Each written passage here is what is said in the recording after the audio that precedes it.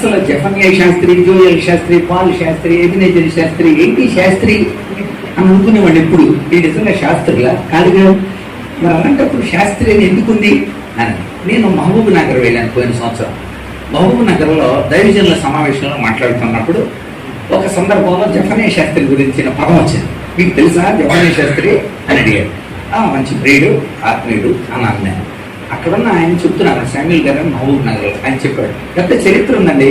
వాళ్ళ తాతయ్య గారు నవాబుల కాలంలో ప్రభు గురించి ఒక మాట చెప్పాడు.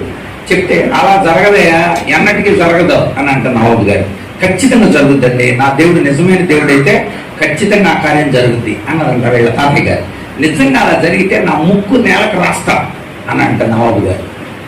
నిజంగానే దైవ కార్యం అలా జరిగిందంట. అప్పుడు నవాబు గారి తాతయ్య గారిని పిలిచి, నేను ముక్కు నేలకు రాయలేను కానీ నీకు శాస్త్రి అని బిరుదిస్తున్నాను.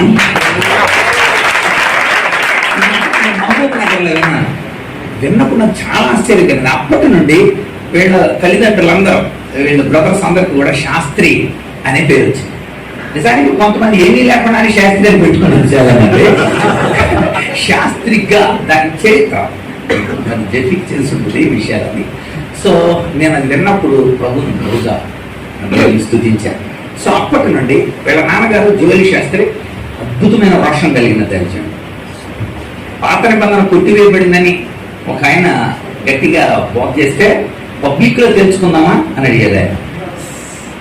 నిజంగా మేము దానికి హాజరయ్యాం. మేము పబ్లిక్ లో తెలుసుకున్నారు ఆ రోజున. నిజంగా కూడా కామరకోటలో జరిగిన పబ్లిక్ వేదిక మీద కొట్టివేయబడిందా, నెరవేర్చబడిందా, అది నేను బహిరంగ సభ పబ్లిక్ లో. సో అలాంటి చాలా రోషం కలిగి దేవుడు పలానా చోట సేవ చేయి అని అంటే వెంటనే ఇక్కడ నుండి కరీంనగర్ వెళ్ళిపోయారు ఆయన.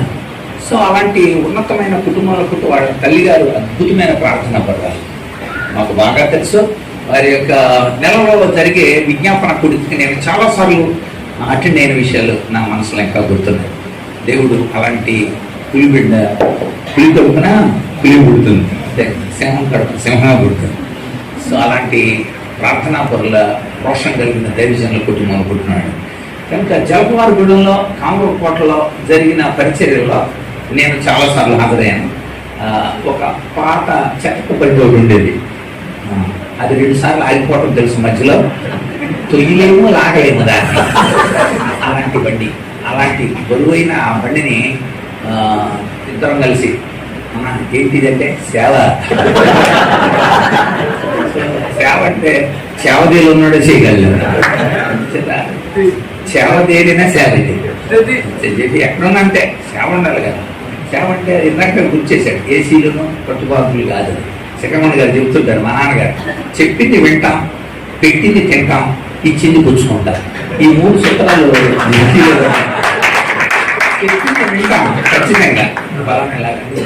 చెప్పింది వింటాం, పెట్టింది తింటాం.